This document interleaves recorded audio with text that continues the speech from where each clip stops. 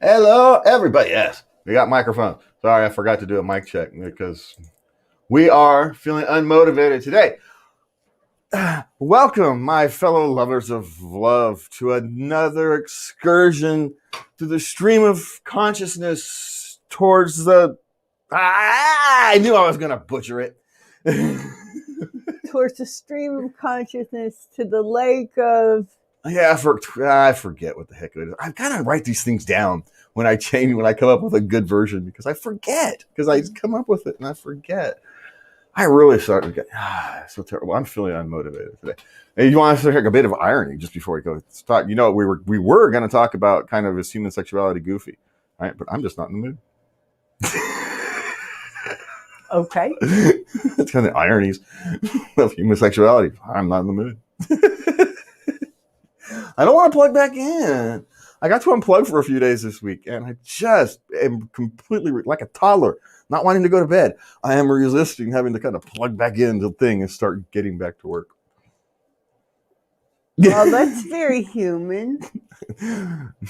No, you don't understand the level of which I'm trying to. I'm like a toddler. You've been watching me today. I'm a toddler. Well, yeah, but you don't feel good. Your sinuses are bothering you. Snotting around here. Yeah, so that wind we went through yesterday, I think, caught up with me. I don't know what the heck it was. We traveled yesterday. We were, I think in Weed, it was the worst. Yeah, it was windy. No, Mount Shasta. At Mount Shasta rest stop. Yeah, it was windy. But you had a good week.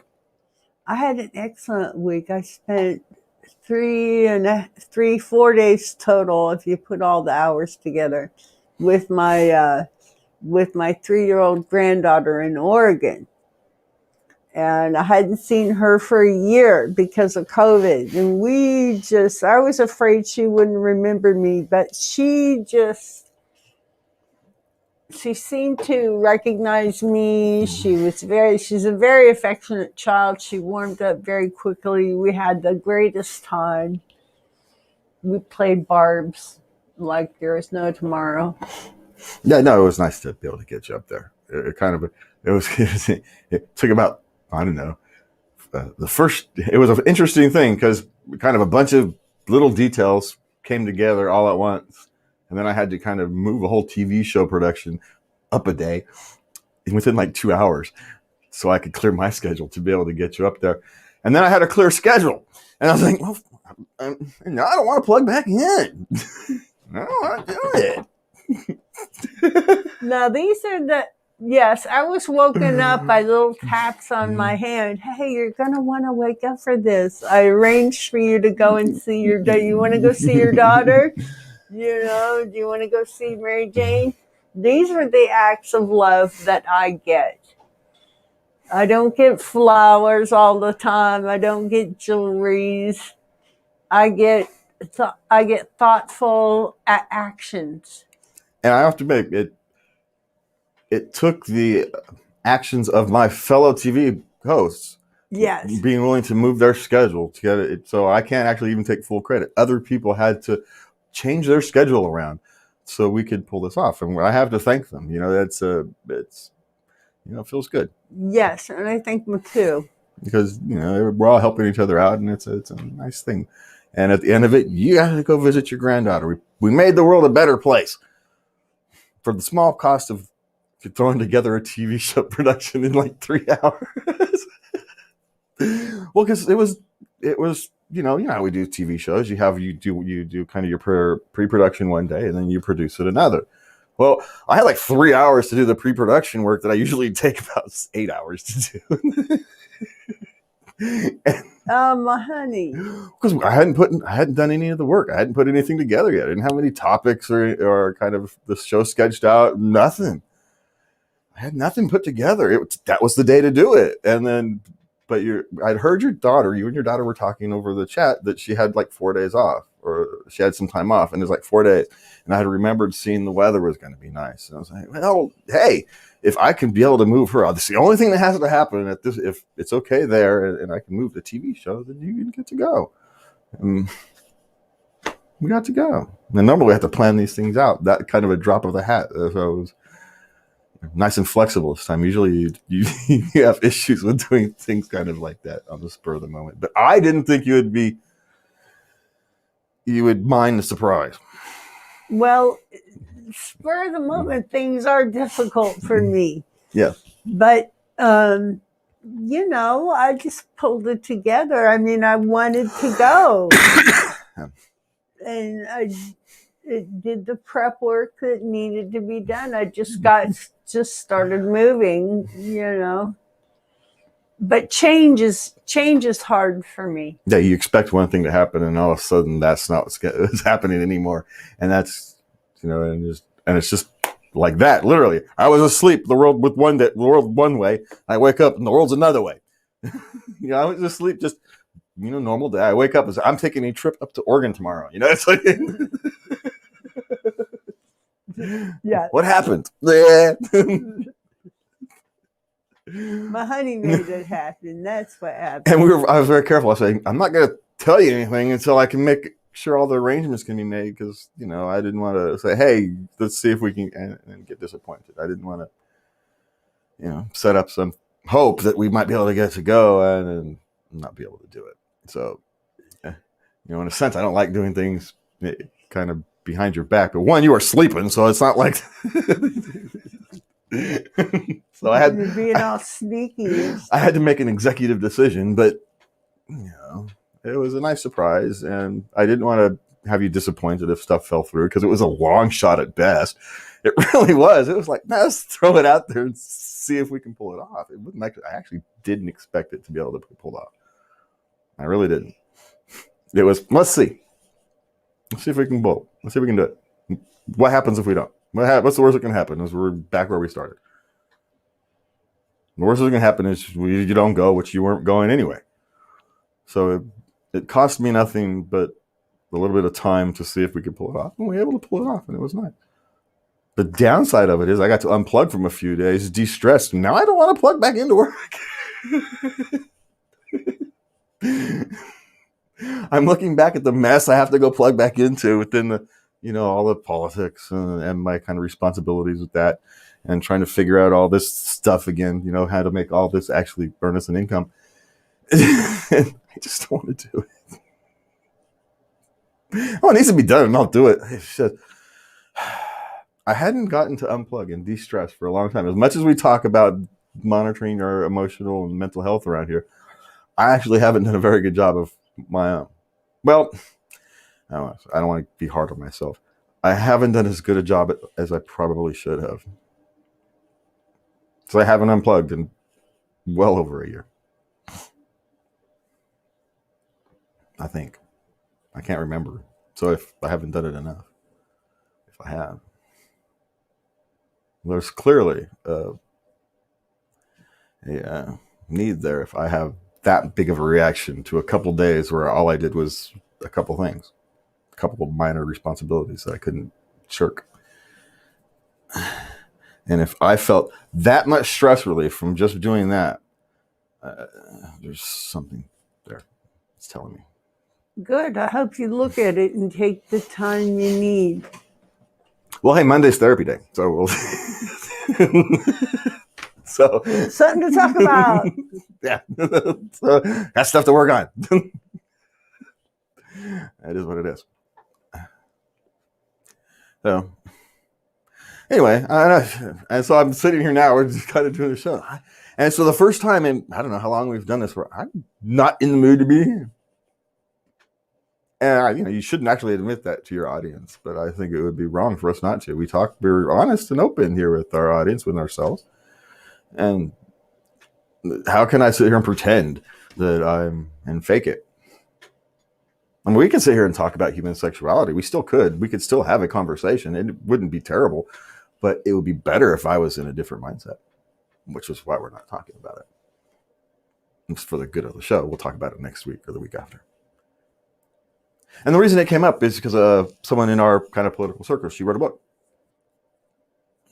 And she was I forget exactly what the title was and everything. My thought was I should reach out to her. We'll talk about the book when we reach out to her and see if we can get her on. she's in our political circles, but this is kind of a non-political discussion. And that was the thought. And so we'll talk about it. We'll set up the potentials for an interview. And human sexuality is a complex issue that requires a lot of careful thought and careful wording and careful consideration as you just move through the discussion. Right? You don't want to be overly serious, but yet at the same time, you want to make sure that you're respectful of everybody's journey. And it's not an easy task to do it justice. And it's one of these things where, yes, we could pull it off, but is it actually responsible for it? Is it the best thing for our show? And it's not. Best thing for our show is to kind of go back on what we do, pull through these lists. What do we got on tap? 32 things of your relationship or something like that. And then 8 signs of a friendship should end or something. I think it was the 2 things we got on tap. Oh, I got them over here. I apologize. What am I asking? 8 signs of an unhealthy friendship and when things end. And 32 subtle signs you're falling in love. So that's kind of on tap for the discussion. So what about you? Plugging in back into the week. How are you coming back home and trying to? Well, it's been, I've been going nonstop with a 3-year-old. So this is really a shifting of gears for me. I've been at her beck and call, and we've been very busy with doing painting and gluing, and we do crafts, we do outside. We went to the park. All those wonderfully small things we as young parents don't give full value to, but we as grandparents, we kind of say, these are the glorious little things. They're glorious, now they're glorious memories. So now it's shifting gears. It was just go, go, go constantly. So shifting gears is a little hard. But tomorrow I'm going to see 2 of my in-town grandchildren. So I get to shift gears once again. And then Monday will be my down day. I haven't had a down day in 2 weeks. I do nothing. Once a week, I do nothing. I watch movies, I chat, I eat, drink tea.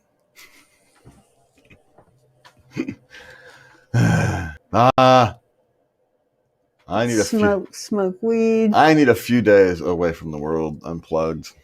I really do. I really do. I'm shaking my finger in your face. No, I know. I didn't realize how stressed I was actually feeling, which in one sense is good. I'm coping with stress better than I have in the past. I'm managing it better, but my other side is I'm not managing it properly. You're ignoring it altogether. Yeah, I'm not completely ignoring it. If I was ignoring it, I'd be a mess. And so I'm clearly the steps I do to cope with it I'm doing properly. You're doing properly. Okay, but the long-term things I do to make it easier to cope with it is where I'm not doing. Now, part of it is circumstance, right? We've been stuck with COVID, so there was not a whole lot in a sense. We didn't get to go do our family camping trip, and that's always a kind of rejuvenator for me. The yearly family get together at Tahoe. Not just the fact that I get to sleep for 4 days, but it's just I'm kind of unplugged. You're just kind of hanging out. The value of unplugging on occasion for someone like me is actually more important than I give it credit for. And I clearly haven't been given enough credit. Just kind of disconnecting. The world's going to do what it's going to do anyway. It's not like I can change it. Not immediately. Well, you know what to do now. You toss things in the world, and over time, maybe it changes things, but you're not going to, over the course of a day. Yes. Well, that's how the world works. So, anyway, so what do we got? What do you want to start with? We want to start with the 32 things, or we want to go with the 8 signs of an unhealthy friendship? Let's go with the 8 signs of unhealthy friendship. All right.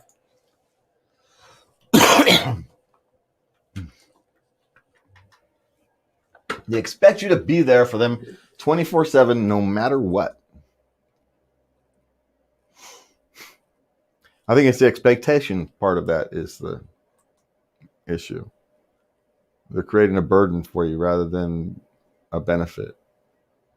You will be there as often as you can, clearly. You be there as often as you can, but you also have a life. You have a life, you have responsibilities, and you can't drop your own life at the drop of a hat. You've got other responsibilities. You have to balance. All the world is a balance. Or sometimes, no, I'm not going to go skydiving. I don't want to do it. Yeah, I get it. You want to go skydiving. You want someone to go with you. Find somebody else. I'm not going to go jump out of a plane just because you want me to. I wouldn't. No, I wouldn't either. Because you'd have trouble getting me in the plane to begin with, but that's a whole different discussion. Why the hell am I jumping out of a perfectly good airplane? Why the hell am I getting in a perfectly good airplane? That's another, yeah. So if there's an expectation that you kind of completely redo your life for them, then yes, that's unhealthy. Clearly. Boundaries. There's no boundaries. But I mean, if there's a functional relationship is kind of a give and take. You don't keep score, but if you get what you need from the relationship, if it's everybody's giving what they can. Yes. And if you're giving too much over time. Sometimes you do. Sometimes in relationships, deep friendships, relationships, you have to give more for a short period of time because of circumstances. And that's the way the world works. There's no way getting around that. You don't go one there, one there. The world doesn't work that way. Life ain't fair. But over time, if people are making the effort, and that's really what matters. So, all right. They take jabs at you in front of other people, but claim it's in good fun. Well, there's a difference. Sometimes it is in good fun, and this is did a woman write this? Let me find out. After all, if your best friend can't keep your secrets or think it's worth it to share them just to get a laugh of others, do they really care about you? I got to point this out. A woman wrote this, and this is a point where men and women have a fundamental disagreement about how we interact with our friends. For men, as a rule of thumb, this jocular thing is exactly that. So when we sit here and saying, we're just joking around, it's fine. Poking fun at our flaws is part of our nature. It's part of our culture. It's what we do.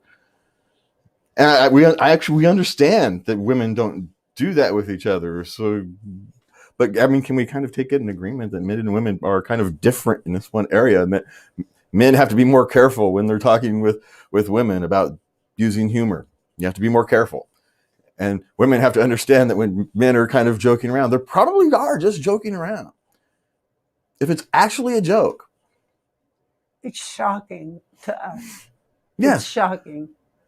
But see, we find shocking that you guys will lie to each other's face. You'll sit there and tell somebody you like them, their friendship, and then they go, wait, I hate that woman. You just... And you guys are thinking that's nice. We'll say, you're a dick. And we think that, hey, telling him he's a dick is better than telling him we like him. So we don't understand. So it's a mutual not understanding how you operate with each other. Now, if you look at it from an evolution... Well, you have to be nice. Well, and if you look at it from an evolutionary point where you kind of think about humanity as it works through, it actually kind of makes sense, the differences. Men are out... Look, if you're out hunting, you're like you're like a team. And people who have flaws, you have to point out the flaws. Otherwise, you can't improve. But women are spending all the time together, cooking, taking care of the children. They're spending a lot of time in close knit, having the functional relationship where you're not always angry at each other, even if it's pretend, is actually important. More important than making sure that your skills are improving on the hunting field. It's a different evolutionary mindset, and the fact that it still continues on is not actually surprising. Well, we're not that far from the cave. No. Well, and it's a fundamental thing. It worked for literally tens of thousands of years. It got us here. That kind of mindset got us here. It has value, or had value. How much value it has moving forward is an open question. But it takes time. It was 10,000 years. It's not going to go away in a couple hundred. That kind of, you're not going to be able to kind of educate our way out of it in a couple hundred years. It's going to take time. It's that deeply ingrained in our cultures and our DNAs. It's just going to take time. We can't expect too much. Meanwhile, we have to be shocked and appalled at how you guys talk to each other. Yeah, well, we're shocked and appalled at how you all talk to each other too. So it's an equal thing. We don't understand it either. We don't understand why you guys. We don't understand. To be nice. It's not nice. We don't think it's nice. We think it's dishonest. It's not nice. See, it's a fundamental disagreement of perspective. All right. They expect you to read the mind and get upset when you can't. Well, they expect you to read your mind is kind of one thing. It's getting upset when you're wrong, when you don't read your mind is the actual problem. You can get in the habit of someone kind of understanding what you're thinking, but expecting them to be able to understand what you're thinking is the actual problem. No. That's an unrealistic expectation of anyone. Hell, half of us, most of us don't even understand what we're all thinking. How are we supposed to expect other people to do it? We don't know what the hell our minds are going to come up with. Next 10 minutes, I don't know. Not any given day. That's the truth. Yeah. I come out of nowhere. Knuckle on, man. This droid is bad motivator. That's how I feel. I feel like the damn droid in Star Wars.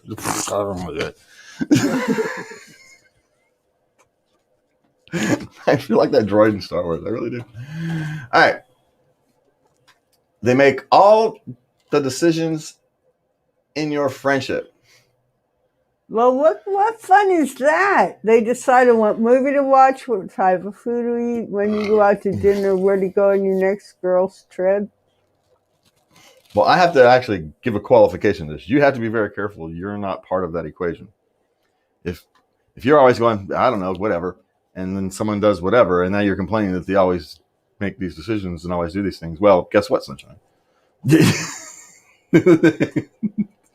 You've set the standard of the relationship. Now you're complaining about the standard of the relationship.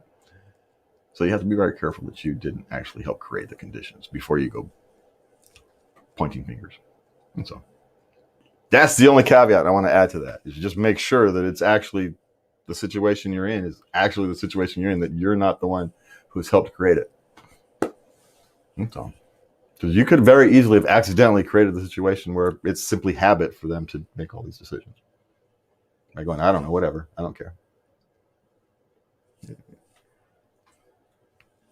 I'm not saying it is. I'm saying you have to be careful. That or they're just extremely controlling. Yeah, could be their nature. And you accept it because they're your friend. My question is do they respect you when you make a different choice?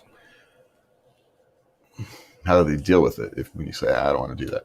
I don't want to watch that movie. Yeah. Yeah. They lie to you. All right, women, we go back. We were just talking about. You can't have it both ways. You can't complain that you were brutally honest and then complain that you're lying to you. You get one or the other. You're honest to your lies. What do you want? You can be nice. No, honesty is not always nice. We can still be kind when you're delivering the bad news.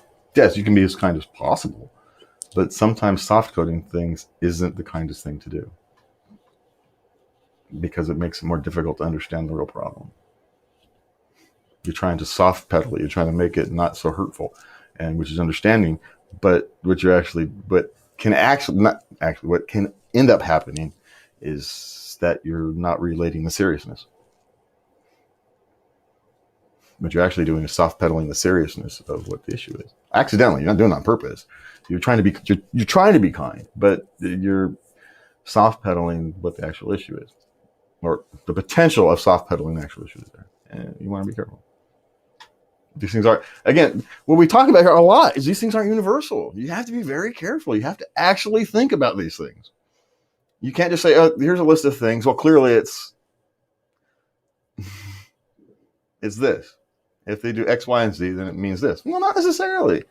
There's other factors you have to actually be aware of. You have to be aware of your own perspective, your own roles in these things.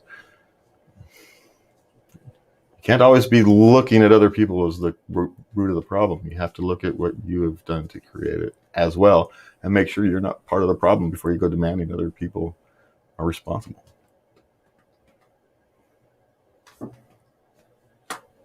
Yeah. When you see problems, the first place you should check is the mirror. I don't like doing it, but because I find problems every damn time I look in that thing. But it's good in a sense. It's because I'm not afraid to look at my problems. Doesn't mean I always solve them.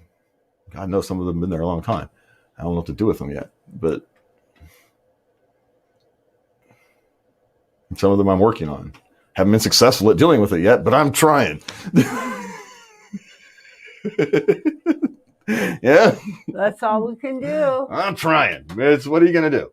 We're trying. We're kind of plugging away. All right. They're jealous or possessive of you. That's scary.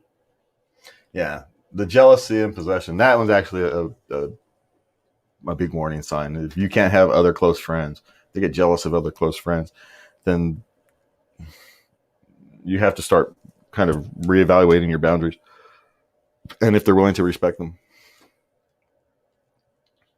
Well, this one's clearly, if they abuse you physically, mentally, or emotionally. Yeah, okay. I don't even, 7. Yeah. That's just clear. I'm not even sure I have. The difficulty in that one is kind of recognizing it, because sometimes we can justify it, we kind of give justifications to it. And maybe you can you can say, it's an extreme event and you just kind of happen to be there to kind of have to take their reaction to it. And you can kind of, get past it if they accept responsibility for it. You can work past it. But if it's an ongoing thing, if you've kind of been physically, mentally, or emotionally abusive over time, or it changes from, emotionally abusive to mentally abusive, then there's very likely going to switch to physically. That's how steps work. That's how the slippery slope works. You accept one thing and then it makes it very easier to go to the next one. That's once you accept a certain mindset. The difference between emotional abuse and mental abuse is mindset. Once you accept the mindset that any form of abuse is fine, why do you stop? There's no reason to stop. As long as you can create some goofy justification in your head. If you can justify any form of it, then you can justify any form of it. It's just a matter of coming up with the excuse in your head. That's why you have to fundamentally avoid it. No, it's always wrong. Always. All circumstances, no exceptions. Because once you start creating exceptions, you've accepted exceptions.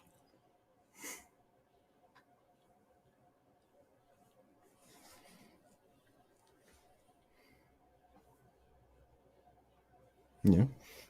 Now, people evolve, people change, people go through rough periods in life where they're immature, and you have not yet evolved as a human being. Young people have a tendency to be kind of emotionally abusive accidentally. They don't know they're doing it. They literally don't have enough life experience to understand what they're doing.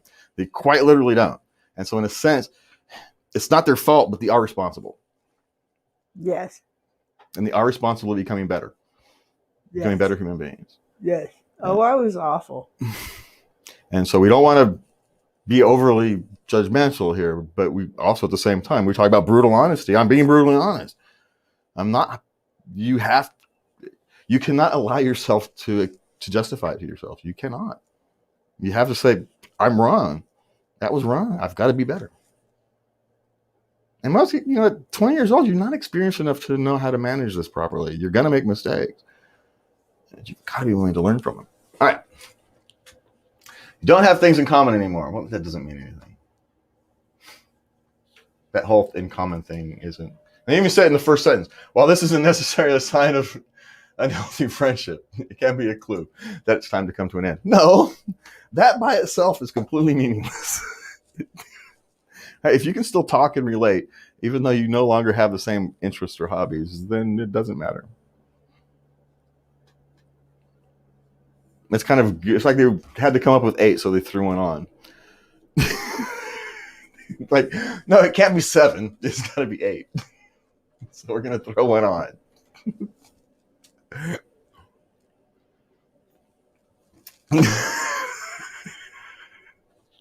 What can we come up with? We need one more. Hey, go to the office. We need one more. That's that last of it. You don't have anything in common anymore. That just means you've evolved as human beings. There's not a sign of any problems. It's just kind of the way life works. Life's like that sometimes, homie. What do you want from me?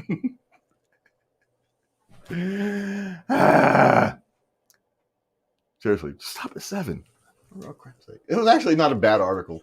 It's just that last one is goofy. I'm sorry. I'm losing it on this one. That's it's like a tack-on thing. I don't understand. It was kind of a tack-on thing. It's like it didn't fit. Everything else is all serious, and then the first line they even say it. The first line of the quote is, "You just don't have things in common anymore." And the very first sentence, while this isn't necessarily a sign of unhealthy friendship, it can still be a clue that it may be time to put some space between you and the friend or in yourself. Well, no, the space will naturally grow. You're not going to have to do that. If the space is what's, if your friendship is going to grow apart, it will grow apart. You don't have to deliberately put space. It's literally, there's no reason for that to be there. It's just you tacked it on. Like, we need some more words. And the thing is, I know how they put these things together, and that's actually why. 7 isn't as good as 8 when it comes to people on being attractive for people clicking. People like to click on it's weird. The numbers people prefer to click on: 5, 8, 10, 3. Things like 4, 7, 6. People don't want to click on it. It's a goofy thing about marketing research, which is why you end up with tack-ons like this. We got to make it 8 so more people will click.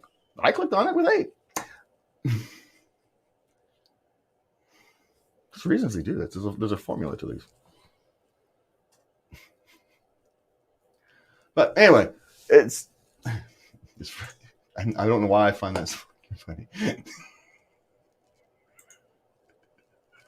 They tacked it on. I don't understand. But anyway, I find that hilarious. All right, what do we got? Oh, it's halftime. It's 34 minutes. We are going to take our break here or set up our break for our sponsor. Do we actually want to take a break, or are we going? Let's just do it. And we are back. And you want to see how lazy I've been today? I haven't even done any browsers, any banners. I haven't told you guys that you can contact us at love@latenightLove.us if you want to send Lubby a Dear Lubby letter, which I didn't check the email this week, so we might actually have one that I didn't look for. And I told you I have one plug. You can visit us at latenightLove.us, or the easiest way to actually get us would be to go to the Facebook at Late Night Love, or MeWe, Late Night Love. All right. Let's move on. We have 32 signs you're falling in love with your person. All right, this one's yours, Lubby, so let's go. Okay. Now this is by Cosmopolitan. This is very hip language. Okay, number one, you're all like ex who? Okay, when you stop thinking about your ex, you're so into the new person, you don't even think about your ex anymore. Doesn't even come up. That's a sign you're falling in love. A subtle sign. I don't know. Would you agree on that? Maybe. Depends where you are in your personal journey. If you're still always thinking about your ex, you probably shouldn't be going off looking you're probably still not done dealing with it. But I can't make that decision for everybody else. That's just personal observation that has coin flip chance at best of being right. So yeah, that's a personal journey thing. That's literally a question I can't answer. Okay. But I'm not qualified to answer that for other people. You're no longer trolling for instance, you're no longer trolling your ex's social media account. Why the hell are you doing that in the first place? It's your ex. Stop trolling your freaking social media account. If you're already, see, that's the problem. If you're trolling your ex's social media account, you've got another problem. That's what you should be. Why the hell am I doing that? Stop it. I don't care whether you're getting another relationship.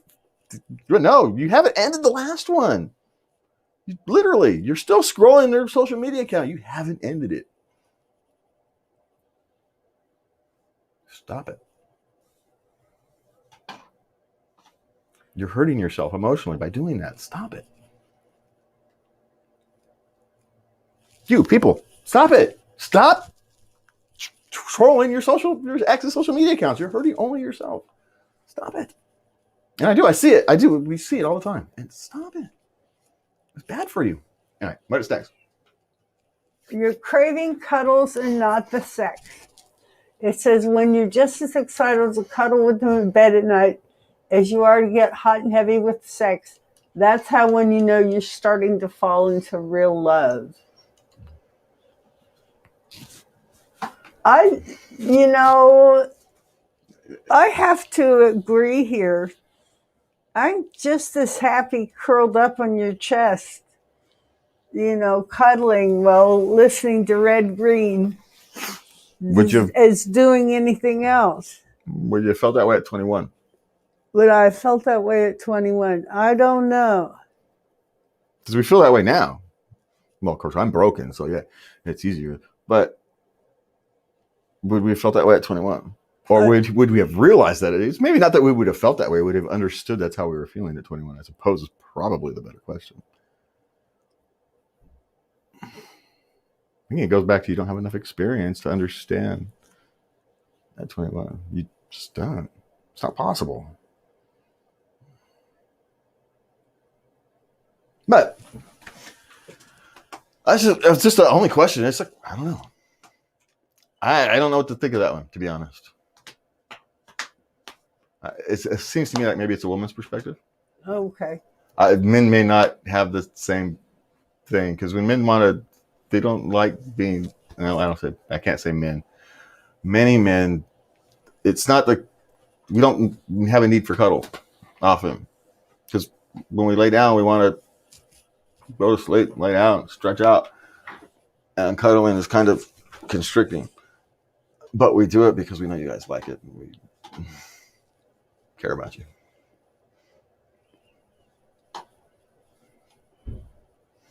Well, that's when we have you alone. And then until our arms fall asleep and we say, okay, now we've got to move. I can't sit here any longer. This is killing me now. You guys don't understand how long we will sit there. Okay, I cannot feel my arm anymore. We've got to change. And we never tell you. I'm giving you a secret. I'm giving up our secrets. We don't tell you how bad it actually is. Really? No. We wait way too long. You're happy. Why the hell we like making you happy? We don't want to stop you from being happy. Hell, you don't know how to do it. You just have to sit there and deal with this pain in your arm or something. It's all right. Oh. Yeah. Yeah, how many times? And you're sitting there like this. Oh God, come on, circulation, go back. And you don't want to sit there because then you're like, hey, these get away. You don't want to. Anyway, we go through a lot of these things trying to make you happy. We go through a lot of machinations trying to let you guys be happy. And we don't mind. It's not a complaint. I just want to be sure. I'm not complaining. It's what men do. It's our thing. I'm not saying it's necessarily right or wrong. It's just what we do. I try to be aware. I try to notice. Okay. Next one. Number 3, you're not counting the seconds until you text back. Now, what this says basically is you're not going to get ghosted. You're confident in the relationship. Well, actually, expecting anybody to text back quickly in the modern world is stupid. People have lives. Their phones can be in the other room. They can be on the phone. There's all kinds of things people can be doing other than, oh, wait, I got to, people have lives. And expecting them to be at your beck and call on the phone just because the cell phone is actually insanely convenient is kind of an unrealistic expectation. But when they're gone for 3 days, you should keep the phone close by you. It's in the house? What do you want from me? It's supposed to be in your hand. I don't do that anytime. I've refused to become married to a phone. It's only while I'm gone. I think you can do it for me. If you had needed me, you could have messaged me on Facebook and I'd have been there. You'd have found me. It's not like I was completely unavailable. I was in the same house as the phone. It was in the other room, and then the bed ate it. I'm not used to not having direct access. I am very spoiled. The bed ate it. I couldn't find it. There was like 4 hours. I couldn't know what the hell it was. I know. And you weren't here to call. The kids were gone. I had no one to call. And I didn't think of me until later that I could use the Skype thing to call.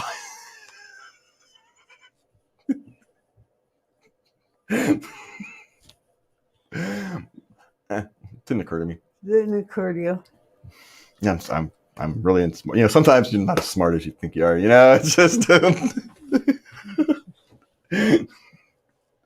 Yeah, it was not one of my brightest moments of the week. It took me 4 hours. I did find it though. It had fallen down behind the head, which is why I couldn't find it. Oh, okay. You make their bed. Number 4, you make their bed every morning. Well, basically what they're saying is that you find yourself doing little daily tasks like that to make their life easier.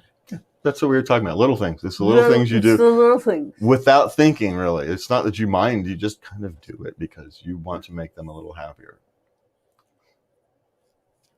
You're not doing it because you expected to. You're doing it because you want to make them a little happier. Yes. You're perfectly capable of doing your own laundry. Yeah. But I'm doing laundry too, so I do your laundry too. At the same time, it makes no sense to me because it'd be more of a hassle for me to have to sort it out and keep it separate than to do our own laundry together. Yeah. Yeah. And it's not like I don't do the laundry if it comes up. You did laundry when I was gone. I do laundry when I need to do it. Yeah. We did. Again, we came to this conclusion a long time ago. It's not that I don't do laundry. It's you just get to it before I do. It's really what happens. And then I do admit there are times when I would do it, but then I know you're going to do it, and because I'm feeling lazy, I don't. But it doesn't actually happen very often. It's not that it doesn't happen very often. So I actually kind of give myself a quasi pass on it. I'm allowed to be lazy, but on occasion, it doesn't actually happen very often where I actively think I should probably do the laundry and then not do it. If I actually think about it, if I look at the laundry and I say I should probably do that, I generally do it. I may do it in a couple hours, but I'll generally do it. Yes. Yeah, so it doesn't actually happen that often, but it does happen on occasion. I would be inhuman if it didn't. Come on. Who likes to do laundry? Okay, number 5. You notice that literally everything reminds you of them.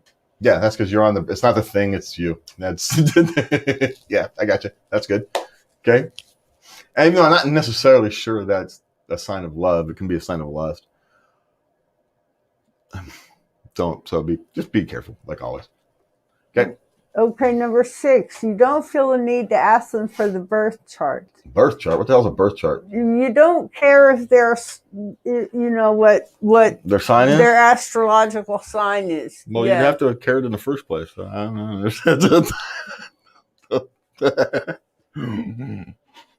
Number 7, That- when an ex does pop into your life, you're completely unfazed by it. That has nothing to do with the love of your current thing. That has you've actually ended the last relationship. But okay. You don't feel constantly anxious about getting hurt. Here again, you feel confident. You feel confident.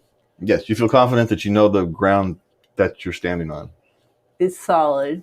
Yes. Yeah. Well, you understand that. Okay, if something's going to happen, you will know. You will have actually a discussion. You'll know it's coming. It won't surprise you. Well, you believe that anyway. Yes. Things happen. Things happen. Yeah, your perceptions of relationships aren't necessarily true, but you're comfortable. It's a sign that you're comfortable in the relationship. That is true. Okay.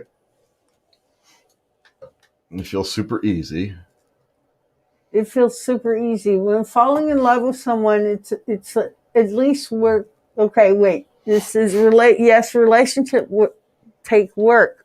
But when you're falling in love with someone, it's at least work you want to be doing, which isn't really work at all.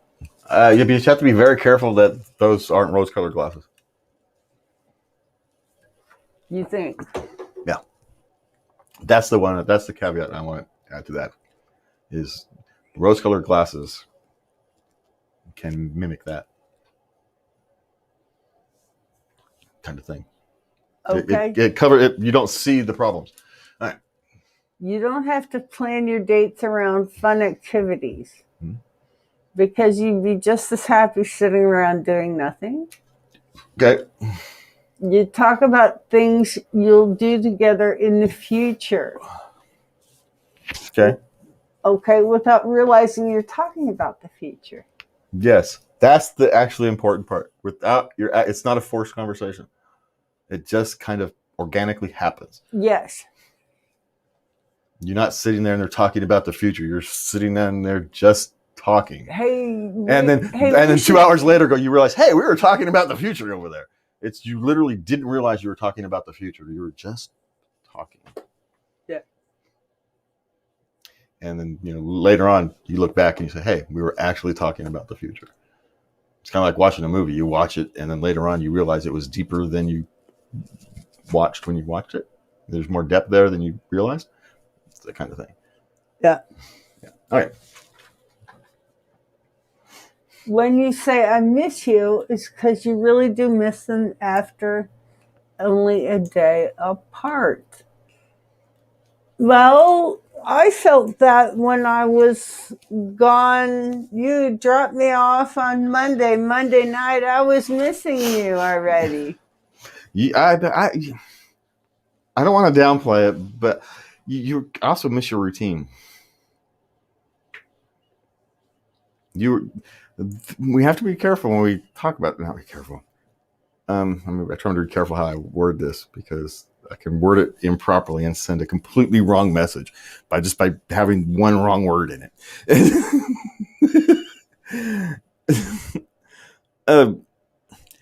We yanked you out of your routine like that.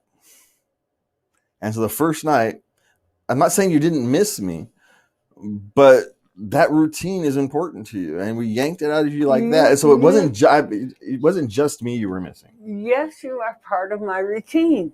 Yes, but it wasn't just me. That routine. It would have. I'm not saying that you wouldn't still have missed me the same night if we had planned it over time, but it wouldn't have been as emotional. It wouldn't have been as big feeling, I guess, because it wasn't a snap. We snapped you out of your routine like that. That was always my concern. That is always my concern when I do things like that, is that we snap you out of your routine, and that's hard on you. can be hard on you. And I do think about it. I create my own routines in a day. Yeah.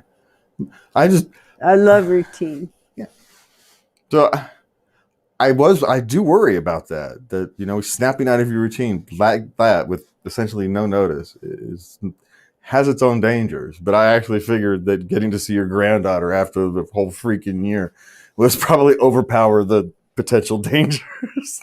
That was kind of the ending calculation, that the good that you would get from going to actually physically see your daughter and your granddaughter after a year would kind of overcome whatever potential issues would be created by snapping you out of the routine. You were right.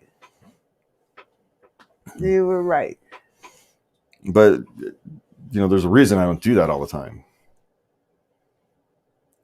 There's a reason I don't make plans for you out of the hat. It's not my place to kind of snap plans together for you. It's not my actual job. I love you and I want to take care of you, make you happy, but it's not my job to design your vacations. I'm not controlling it. That's kind of weird. Yeah. One time putting together a nice trip to go see your grandchildren. That's a nice little thing. After a year of COVID. Yeah, that's one thing. Yeah. I didn't plan your vacation. I just put together the fact that you can go up there. I had no idea what you guys were going to do. Hey, I can get you up there. And she's willing to have you. Let's go. Yeah. Yeah. It was a fun thing. I'm glad I got to do it. It's just, I didn't realize that there was a consequence on my side that unplugging was going to freaking make me a toddler of not wanting to. I'm a toddler right now. Inside, you guys look like I'm being a civilized human being. I am throwing a temper tantrum inside. Yeah. I'm going to have to put this thing together and post-load it and do all the post-production. I'm throwing a temper tantrum inside. It's pathetic. And you know it. You can imagine the thing that's going on inside my head. You didn't, because you see it at 3:00 in the morning when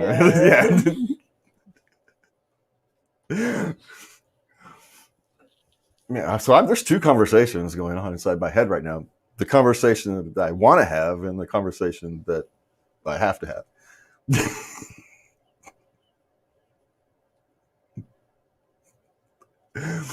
Yeah. I'm trying to get a headache, to be honest. That's exhausting. Yeah, I know, but I told you I wasn't in the mood. But on the plus side, it's 53 minutes. We're almost done. And I feel so terrible about feeling that way. For the first time ever, this feels like a job. And I don't particularly like it. I've been there. But it's because I haven't taken a day off. I haven't taken time off. And I haven't unplugged. And I probably should. We should probably schedule a week off, so I don't have to do anything. Work on the book only. I should probably do that. And we get back to where we started, talking about, managing your mental health. Okay. We got 5 minutes, so let's not finish this thing out. Well, we're not going to get through all the way of it. So let's see how many we can do. You can't remember the last time you thought about your former fling who broke your heart. Okay, here again, you've moved on. That's good. I think that has less to do with your feelings of the current relationship and more to do with you've actually finally closed the book on the last one. You're giving the current relationship too much credit. You're giving the relationship credit for ending the last relationship rather than just ending the last relationship and opening a brand new book. So I think it's a mindset problem, but it's not like it's wrong. It's just, anyway, all right, let's move on. 14. Things you usually hate seem okay and even fun. For instance, riding roller coasters, you're terrified of. Doing laundry, totally fine as long as you're hanging with them. So that doesn't work for me. We still hate shopping. I don't know. Yeah, we still hate shopping. I'm not sold on that one. Okay. 15, you're comfortable with making little sacrifices for them. Okay, that's good enough. You wouldn't put off your responsibilities, but if they're sick and need you to take care of them instead of going to brunch one morning, you're totally cool with that. Okay, 16. They're the something good you thought about when everything else is really rough. Uh-huh. Oh, that's sweet. Yes, they're kind of your rock in the storm. Rock in the storm, yes. Yeah. 17. You feel safe when you're around them. Yeah. You know, that's often, you're saying the same thing a couple times here. It's super easy. You're not worried about, you're not feeling anxious about getting hurt. You're feeling safe. You've said it twice. So. Okay, number 18. You're comfortable enough around them to make bad jokes and be your totally weird self. Yes, you can totally be yourself. Yes, that's the thing. When you can feel that you can be yourself without fear of rejection. Because the biggest issue in any relationship is fear of rejection. You know, you don't feel like you can be yourself because you're afraid of being rejected. And, you know, we hide ourselves because we're afraid of being rejected. And if you do that, you're not having a real relationship. It's a strange thing. If you have to hide yourself to have a relationship, why are you having a real relationship? You're not having a real relationship. No, it's one thing to say I'm being careful before I kind of reveal these things to me that people might reject. Well, people have to earn your trust. But, you know, oddly enough, that's a good one to talk about from the human sexuality thing we were supposed to talk about tonight, right? Before you can kind of reveal your weirdest parts of your sexuality, you have to know someone won't reject you for it. They may not want to participate, but they shouldn't reject you for it. True. You know, we all get to make our own decisions but, you know, you shouldn't be rejected. If they reject you for it, then it's not love. And if you can't at least express it, then do they love you?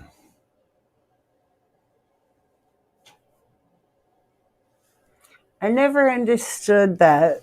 You know, listening to a confession, and especially, you know, that has to do with sexual nature, and rejecting someone entirely. It's never changed the way I saw someone. That's the only thing I can imagine that happens.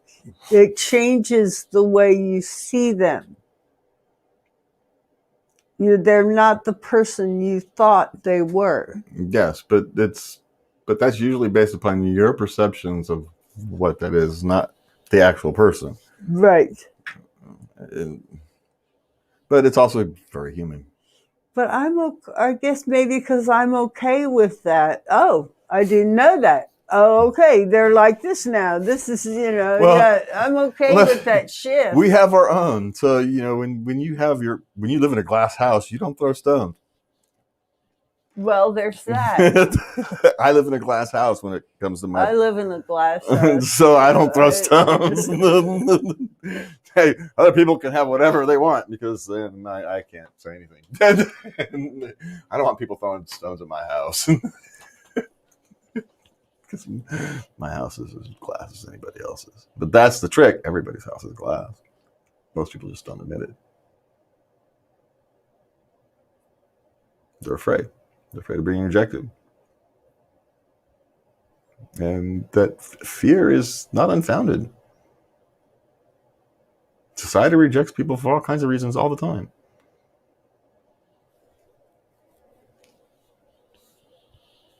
And so the fear of rejection is not unfounded.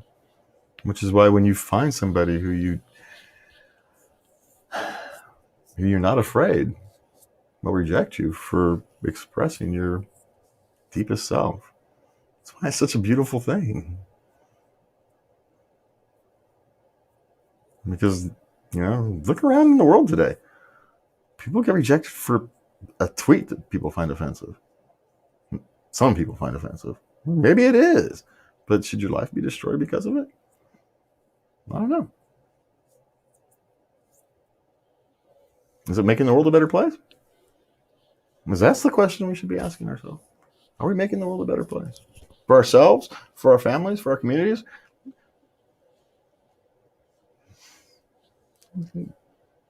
It's not about politics. It's about you, what you do, what you put out into the world. You don't have to get involved in politics to make the world a better place. You don't have to get involved. You don't have to do something. It just has to be better. You just have to be better. You just have to want your world to be a better place and do what you can. Every little thing, whatever little thing you do, if it's pick up the trash as you walk around the block in your daily walk, pick up some trash. The world's a better place. Picking up one piece of trash on the street, guess what? The world is now a better place. It doesn't take much. Don't expect the world to become a better place if we're not willing to do our part. And your part doesn't have to be big. We're individuals. We're small. We don't have to. We can't change everything. Make something small. Start with yourself. Make yourself a better, friendlier place. The things that surround you will become a better, friendlier place. It starts with us. It starts in the mirror. And you will fail. You will not succeed. You will not always achieve the goals you want. But the world will still become a better place. And you will become a better person. Because you're trying to. And that's all the time we have tonight. Thank you all for listening. And you can catch us at love@latenightLove.us. You can send Lovey a Dear Love letter. You can, there's links in the description to our newsletter. You can click on that. And if you can help us out, you can follow us on, Patreon or Anchor FM is probably where we'd like you to go and make some donations, if you can. Thank you very much. For me and Lovey tonight, we want to thank you for coping with us. And please remember to love everybody. Good night.